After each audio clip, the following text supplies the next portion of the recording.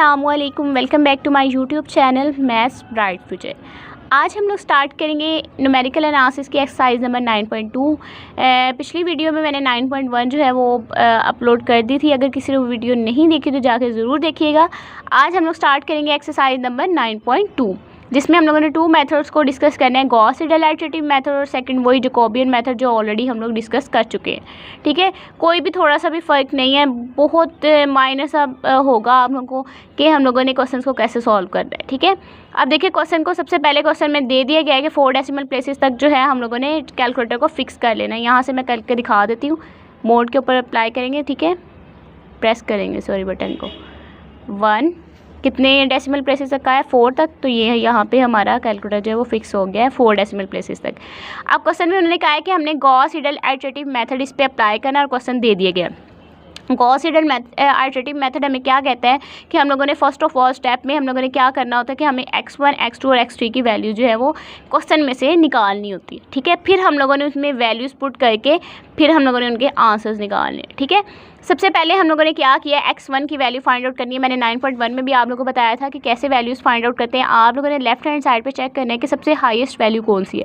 यहाँ पे देखा जाएगा, देखिए हमारे पास हाईएस्ट वैल्यू कौन सी है, 8 है। इसके साथ क्या है, x1 है, तो यहाँ से x1 की वैल्यू निकल आएगी।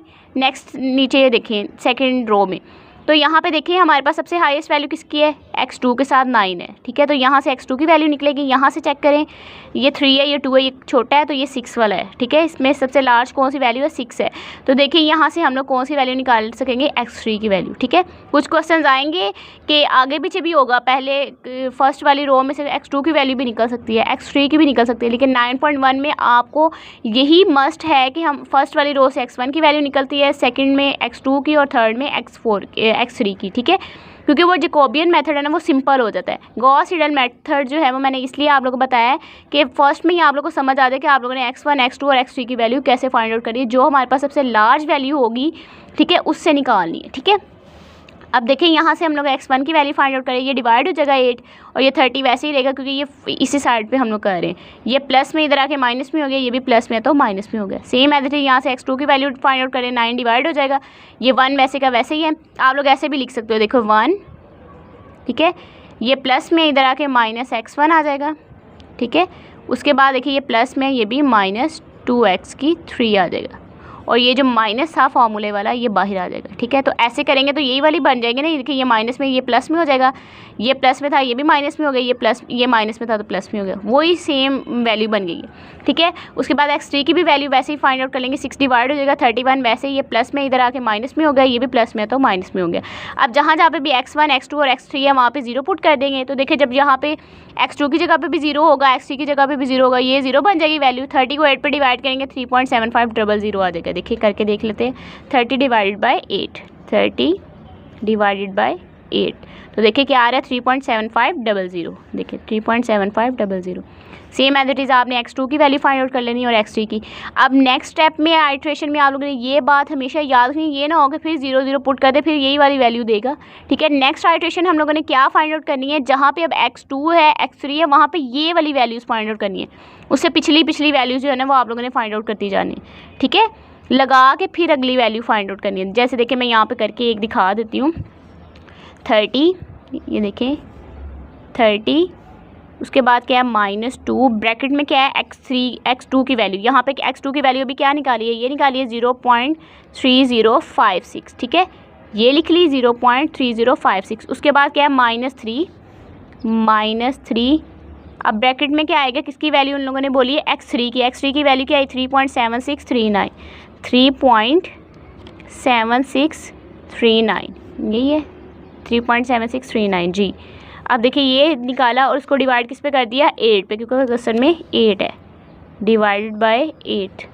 तो देखिए हमारे पास क्या आंसर आ रहा है 2.2621। देखिए 2.2621। ऐसे ही आप लोगों ने x2 की वैल्यू निकाल लेनी और x3 की। अब हमने क्या करना है कि जब हम लोगों ने थर्ड आइट्रेशन निकाली तो आप लोगों ने इनकी वैल्यूज़ पुट करनी, फिर इसकी वैल्यू नहीं पुट करनी, क्योंकि अगेन आंसर वो यही दे देगा।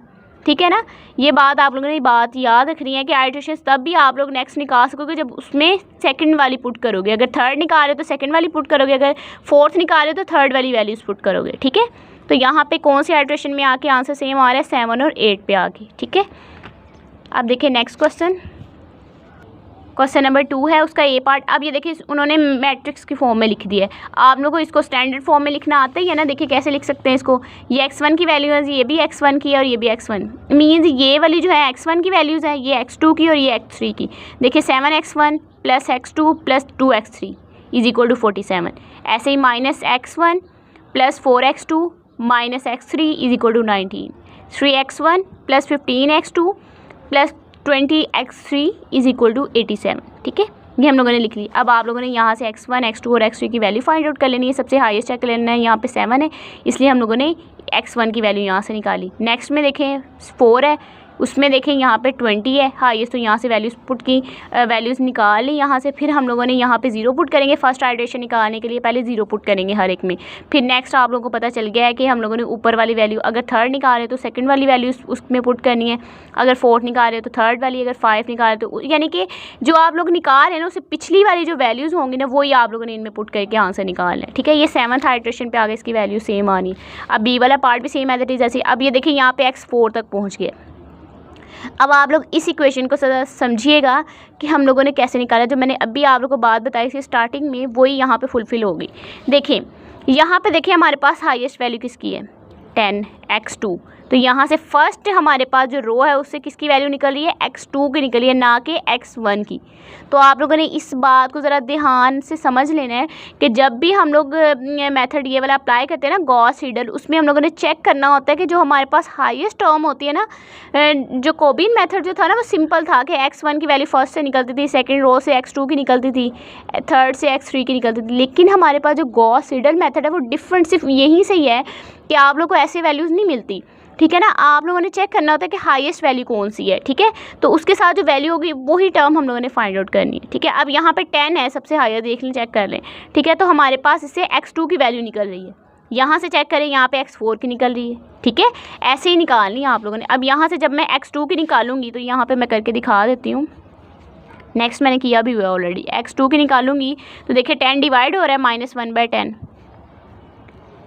ठीक है, अब देखें हमारे पास क्या आ रहा है 2, ये -x1 आ जाएगा। देखें यहाँ पे आएगा मेरी 2 -x1, मैं छोटा करके लिख रही हूँ। ठीक है, उसके बाद -2x3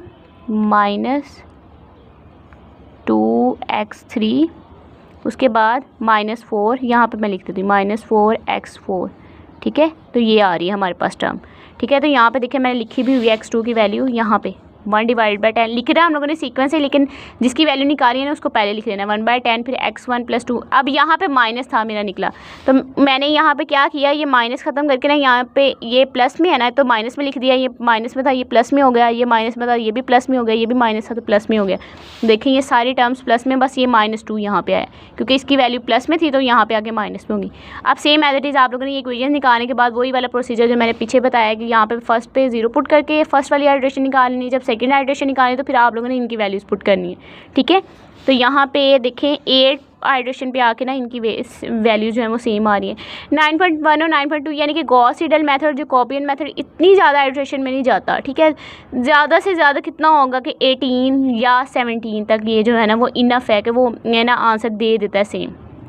वरना अगर आप लोग का नहीं सेम दे रहा तो आप लोग चेक कर सकते हैं क्वेश्चन को कि आपने कहीं पे मिस्टेक तो नहीं की। ठीक है, नेक्स्ट देखें थर्ड वाला क्वेश्चन भी सेम एज इट इज़ ऐसे ही है। देखें यहाँ से आपके पास x1 की फर्स्ट पे निकल जाएगी, यहाँ से x2 की निकल रही है, यहाँ पे हाईएस्ट x3 की और ये x4 की। वही बन गया ना जो कॉबियन मेथड, उसमें सिंपल हमारे पास निकल आती थी। ठीक है, और ये 2 डेसिमल प्लेसेस तक हम लोगों ने इसको कैलकुलेटर को फिक्स करना है। ठीक है, तो ये देखें ये कहाँ पर आके हमारे पास टॉप हो रही है, 6 पे नहीं हो रही, 7th पे हो रही। ठीक है, उसके बाद नेक्स्ट ये देखें क्वेश्चन नंबर 4। क्वेश्चन नंबर 4 में भी हम लोगों ने सेम एज इट इज़ ऐसे ही करना है। यहाँ से x1 की वैल्यू निकली, यहाँ से x2 की और यहाँ से x3 की, क्योंकि हाईएस्ट हम लोगों ने चेक करनी। नेक्स्ट हमारे पास क्वेश्चन नंबर 5 है, उसमें हम लोगों ने 2 डेसिमल प्लेसेस तक फिक्स करना है और इसको हम लोगों ने देखना है कि हाईएस्ट हमारे पास कौन सी वैल्यू हम लोगों ने वही चेक करनी है। इस क्वेश्चन में ये कहा है कि आप लोगों ने जैकोबियन आइटरेशन मेथड से भी करना है और गॉस सीडल मेथड से भी करना है। ठीक है, दोनों मेथड से करना है, लेकिन इसमें ये है फ़ायदा कि हमारे पास फर्स्ट वाली से हमारे पास ये देखें इसमें से हाईएस्ट x1 की वैल्यू यही है। यहाँ पे देखें हाईएस्ट कौन सी है, ये x2 की है। इसमें से हाईएस्ट देखें क्या है 15 है।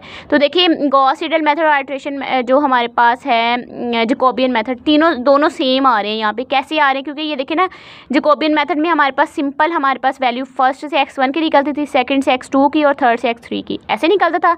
जो हमारे पास गॉस सीडल मेथड था उसमें हम लोगों ने चेक करना होता था कि हाँ हाईएस्ट कौन सी है। अब यहाँ पे भी वही निकल रही है, देखिए हाईएस्ट हमारे पास x1 की वैल्यू निकली, यहाँ से x2 की, यहाँ से x3 की, तो इसमें थोड़ा सा भी डिफरेंस नहीं आया। ठीक है, बस अब आप लोगों ने ये दोनों में डिफरेंस ये याद रखना है कि अगर क्वेश्चन में दे दिया जाए, ये ऐसे भी तो हो सकता है कुछ क्वेश्चन में कि यहाँ पे x1 की वैल्यू यहाँ पे हाईएस्ट हो, ठीक है ना, तो आप लोगों ने फिर वैसे ही करना है। ठीक है, तो देखिए यहाँ पे मैंने सॉल्व किया हुआ है, होप सो कि आप लोगों को समझ आ गई होगी, इसलिए मैं आप लोगों को सिर्फ सोल्यूशन जो है वो प्रोवाइड कर रही हूँ।